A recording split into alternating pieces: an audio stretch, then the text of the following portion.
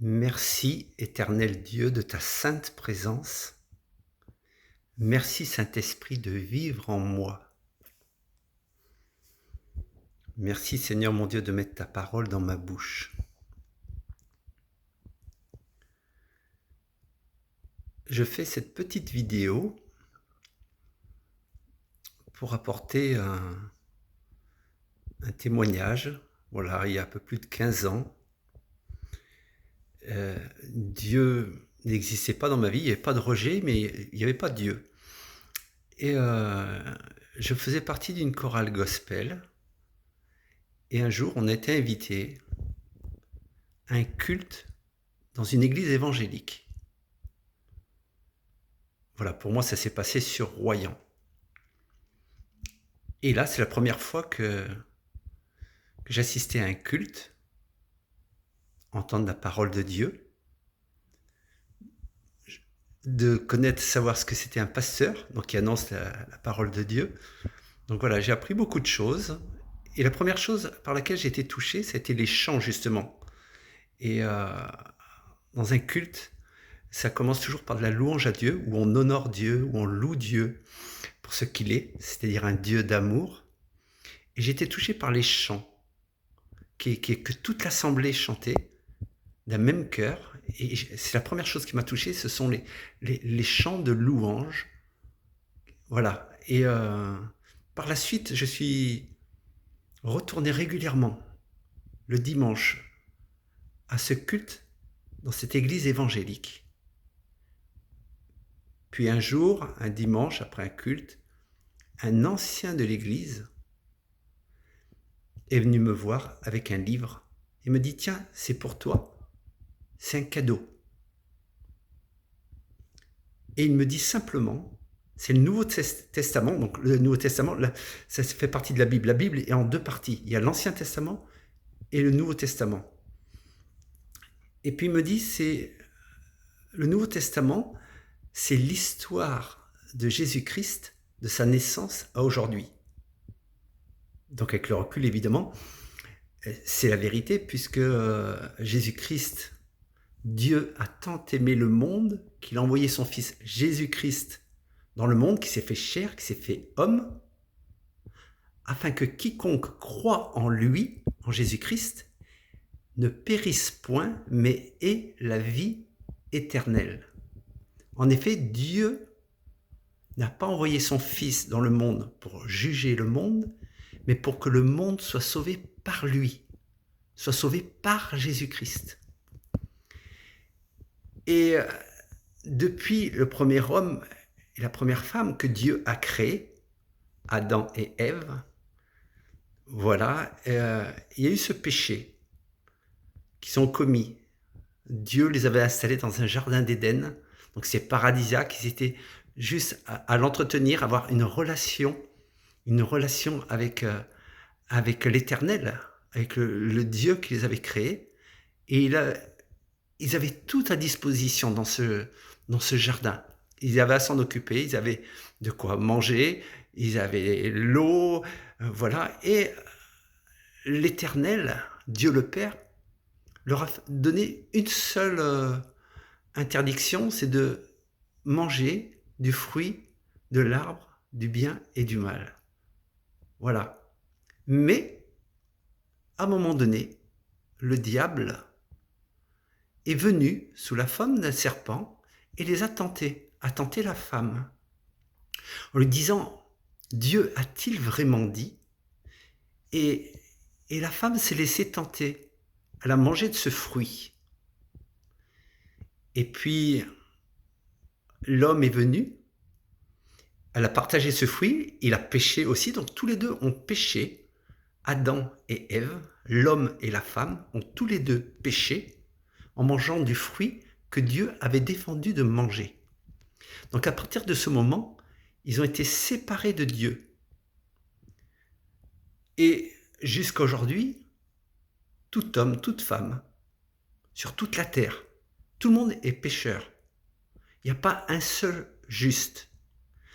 Et pour réconcilier Dieu, réconcilier les hommes, les femmes avec Dieu, Dieu a envoyé son Fils, Jésus-Christ, qui s'est fait chair, qui s'est fait homme, donc qui a vécu comme nous on a vécu, donc nos souffrances, c'est ce que c'est, il y est passé, même pire.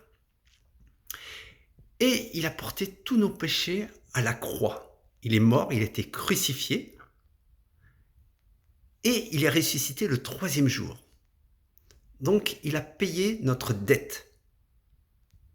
Il a payé pour nos péchés. C'est un acte gratuit, plein d'amour. Et il appartient à chacun, à chacune, de se réconcilier avec Dieu le Père, afin d'avoir la vie éternelle, comme il est écrit dans sa parole, et ça passe par se réconcilier avec le Père, et pour être réconcilié avec Dieu le Père, celui qui nous a créés, il faut se repentir de nos péchés, c'est-à-dire reconnaître devant Dieu, dire « Seigneur Jésus, je reconnais que je suis pécheur, que je suis un homme pécheur, que je suis une femme pécheur. Et voilà, je reconnais que je suis pécheur. Je te demande pardon. Viens, Seigneur Jésus-Christ, dans ma vie. Sois le Seigneur et le Maître de ma vie, Seigneur. Merci pour ton sacrifice à la croix par amour pour moi. Merci pour la réconciliation avec l'Éternel, Dieu le Père. Et c'est magnifique, c'est juste magnifique.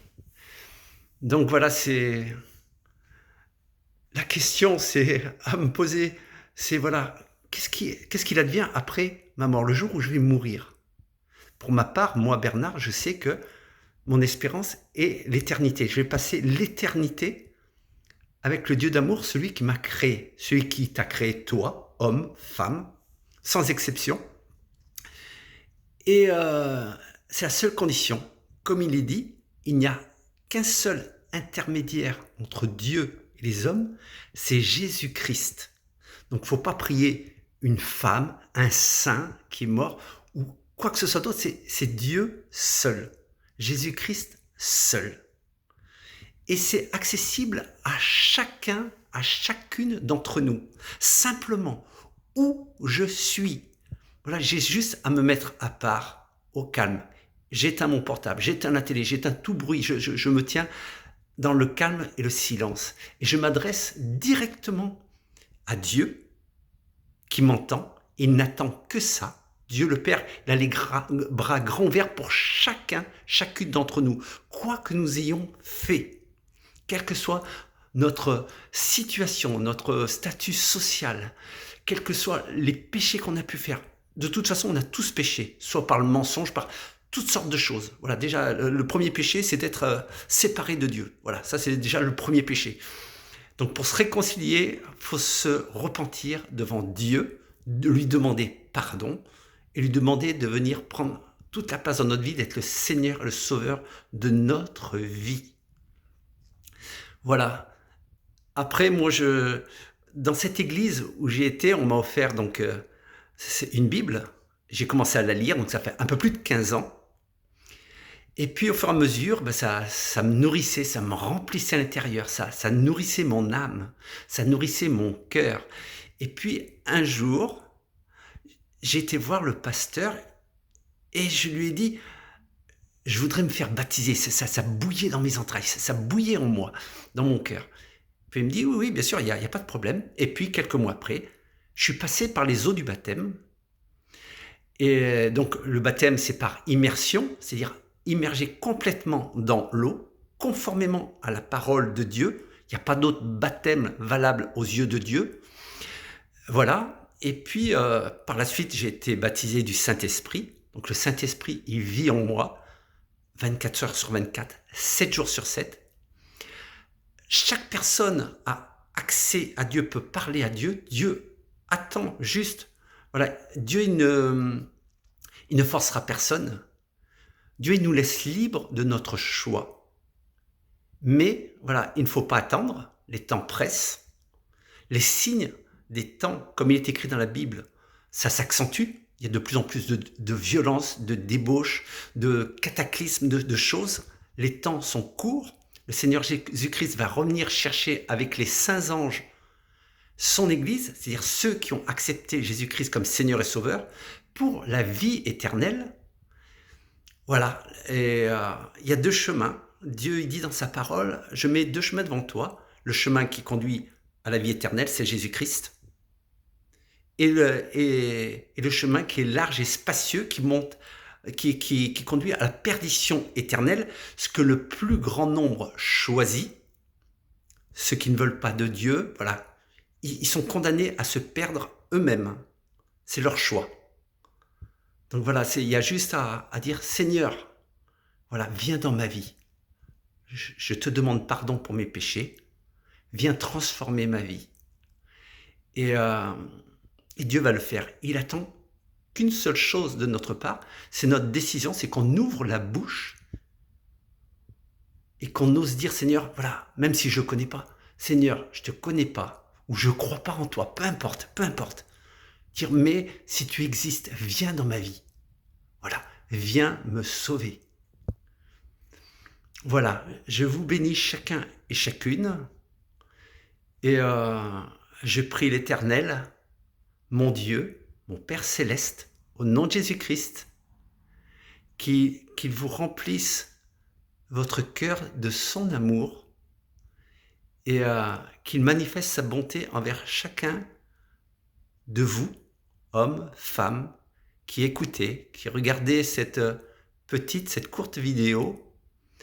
Et mon désir, au plus profond de mon cœur, c'est qu'un maximum d'âmes, une multitude d'âmes soient sauvées pour l'éternité. Voilà. Le Seigneur a mis deux chemins devant toi, un chemin qui conduit à la perdition éternelle, c'est-à-dire après notre mort physique. Voilà, il n'y a pas d'échappatoire, il n'y a pas de purgatoire, ça n'existe pas. Et voilà, il faut choisir maintenant tant que je suis en vie. Voilà, prends ta décision rapidement, parce que personne ne sait de quoi est fait le lendemain. Voilà, donc avec amour, voilà, laissez-vous toucher par l'amour de Dieu, approchez-vous de lui, procurez-vous une Bible pour apprendre à connaître qui est Jésus, le Fils de Dieu, qui est amour, pur amour. Alléluia. Voilà, je vous bénis chacun, chacune, de tout mon cœur, au nom de Jésus-Christ. Amen.